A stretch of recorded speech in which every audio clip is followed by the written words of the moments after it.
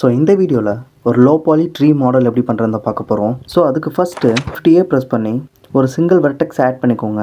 தென் modifier டேப்பில் ஒரு 3 விஷயத்தை ஆட் பண்ணணும். Skin modifier, subdivision modifier and displays modifier. So அந்த 3 மாடிஃபையரும் ஆட் பண்ணணும். ஃபஸ்ட்டு ஸ்கின் மாடிஃபையர் ஆட் பண்ணிங்கன்னா நீங்கள் ஆட் பண்ண வெர்டெக்ஸ்க்கு ஒரு ஸ்கின் க்ரியேட் ஆகிருக்கும், அதாவது க்யூப் மாதிரி. தென் அதுக்கப்புறம் சப்டிவைட் மாடிஃபையர் ஆட் பண்ணிங்கன்னா அந்த ஸ்கின் சப்டிவைட் ஆகிருக்கும், அதாவது ஸ்பியர் மாதிரி ரவுண்ட் ஷேப்பில் இருக்கும். சப்டிவைடில் லெவல்ஸை நீங்கள் இன்க்ரீஸ் பண்ணும்போது உங்களுக்கு எவ்வளோ ஸ்மூத்தாக ட்ரீ தேவைப்படுதோ அவ்வளோ ஸ்மூத் ஆகும் ட்ரீயோட பிரான்ச்சஸ்லாம். ஸோ இந்த மாதிரி. ஸோ உங்களுக்கு லோ பாலியாக வேணும்னா 2 or 3 வச்சுக்கோங்க. அதுக்கு மேலே போனீங்கன்னா உங்களுக்கு ஹை பாலி ஆகிடும். ஸோ அதுக்கப்புறம் டிஸ்பிளேஸ் மாடிஃபையர் ஆட் பண்ணிக்கோங்க. தென் இது எதுக்குன்னு லாஸ்ட்டில் சொல்கிறேன். தென் இப்போ எடிட் மோட் போயிட்டு டாட்டை ப்ரெஸ் பண்ணி ப்ரெஸ் பண்ணிங்கன்னா எக்ஸ்ட்ரூட் ஆகும். தென் உங்களுக்கு எத்தனை பிரான்ச்சஸ் தேவையோ அத்தனை பிரான்ச்சஸ்க்கு எக்ஸ்ட்ரூட் பண்ணிக்கோங்க. தென் அதுக்கப்புறம் அந்த எட்ஜஸில் இருக்குல்ல, பிரான்ச்சஸோட எட்ஜஸ்லாம், ஸோ அதெல்லாம் ரொம்ப பெருசாக இருக்குல்ல, ஸோ அதை சின்னதாக்குறதுக்கு எல்லா எட்ஜஸும் செலக்ட் பண்ணிக்கோங்க. செலக்ட் பண்ணிவிட்டு Ctrl+S ப்ரெஸ் பண்ணி ட்ராக் பண்ணிங்கன்னா எல்லா எட்ஜஸும் ஸ்மால் ஆகும். ஸோ உங்களுக்கு எந்த எட்ஜஸ்லாம் ஸ்மால் ஆகணுமோ அதெல்லாம் ஸ்மால் பண்ணிவிட்டு அண்ட் இது ரெண்டும் இருக்குல்ல, இது ரெண்டையும் செலக்ட் பண்ணி ஸோ அதே மாதிரி Ctrl+S கொடுத்து ஸ்மால் ஆக்கிக்கோங்க. ஸோ இதுக்கப்புறம் நம்ம ஃபஸ்ட்டு ஒரு ஆங்கிள்லேருந்து எக்ஸ்ட்ரூட் பண்ணும்போது எல்லாம் ஸ்ட்ரைட்டாக ஒரே மாதிரி இருக்கும், ஒரே ஆக்சிஸில்.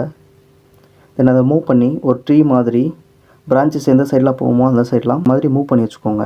தென் இதுக்கப்புறம் கட் பண்ண போகிறோம். ஸோ இன்னும் கொஞ்சம் ட்ரீயோட பிரான்ச் மாதிரி இருக்கிறதுக்கு அதை கட் பண்ணி மூவ் பண்ண போகிறோம்.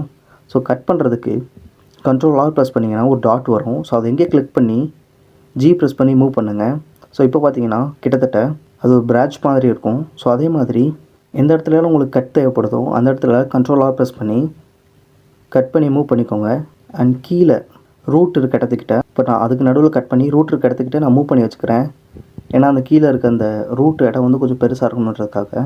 ஸோ ட்ரீ மாடல் முடிஞ்சிருச்சு. ஸோ இதுக்கப்புறம் லோ பாலியா ஹை பாலியான்றதை செக் பண்ணுறதுக்கு லெவல்ஸை இன்க்ரீஸ் பண்ணிங்கன்னா உங்களுக்கு தெரியும் எவ்வளோ ஸ்மூத் ஆகுதுன்னு, அண்ட் டிக்ரீஸ் பண்ணும்போது தெரியும் எவ்வளோ ஃப்ளாட் ஆகுதுன்னு. ஸோ உங்களுக்கு எவ்வளோக்கு தேவைப்படுதோ அவ்வளோக்கு லெவல்ஸ் இன்க்ரீஸ் பண்ணிக்கோங்க. தென் இதுக்கப்புறம் எடிட் மோட்லேருந்து வெளியே வந்தீங்கன்னா மொத்த ஆப்ஜெக்ட்டும் உங்களுக்கு பல்ஜ் ஆகிருக்கும். ஸோ இது ஏன் இப்படி இருக்குன்னா நம்ம டிஸ்பிளேஸ் மாடிஃபையர் யூஸ் பண்ணிக்கிறனால இப்படி இருக்குது. தென் டிஸ்பிளேஸில் ஸ்ட்ரென்த்தை நீங்கள் இன்க்ரீஸ் பண்ணி டிக்ரீஸ் பண்ணும்போது அதோட பல்ஜ் கம்மியாகும். ஸோ உங்களுக்கு பிரான்ச்சஸ் அண்ட் ரூட் எவ்வளோக்கு பெருசாக இருக்கணுமோ அவ்வளோக்கு செட் பண்ணிக்கோங்க. அண்ட் ரொம்ப சின்னதாக இருக்கணும்னா லெவல்ஸை கம்மி பண்ணிக்கோங்க. ஸோ நான் எனக்கு ஏற்ற மாதிரி செட் பண்ணிக்கிறேன். ஸோ அவ்வளோதான். இப்போ ட்ரீயோட பிரான்ச்சஸ் க்ரியேட் பண்ணியாச்சு. இதுக்கப்புறம் லீவ்ஸே நம்ம லோ பாலியில் தான் க்ரியேட் பண்ண போகிறோம். ஸோ பெருசாக நம்ம ஒன்றும் பண்ண போகிறதில்ல. ஜஸ்ட் நம்ம ஐசோஸ்பியர் ஆட் பண்ணிவிட்டு அதை டூப்ளிகேட் பண்ணிக்க போகிறோம். அவ்வளோதான். டூப்ளிகேட் பண்ணி பிரான்ச்சஸ்க்கு ஏற்ற மாதிரி செட் பண்ணிக்க போகிறோம். ஸோ அதே மாதிரி செட் பண்ணிவிட்டு ஸ்கேல் பண்ணணும்னா ப்ரெஸ் பண்ணி ஸ்கேல் பண்ணிக்கோங்க அண்ட் மூவ் பண்ணி செட் பண்ணிக்கோங்க. தென் இதுக்கப்புறம் ஷேடிங் டேப் போயிட்டு உங்களுக்கு என்ன கலர் தேவைப்படுதோ அந்த கலரை ஆட் பண்ணிவிட்டு வெளியே வந்தீங்கன்னா ஒரு low poly tree model ready. And மறக்காம நம்ம சேனலை சப்ஸ்கிரைப் பண்ணிக்கோங்க. இன்ஸ்டா அண்ட் ஃபேஸ்புக்கையும் ஃபாலோ பண்ணிக்கோங்க. அண்ட் நெக்ஸ்ட் ஒரு வீடியோவில் பார்க்குறேன்.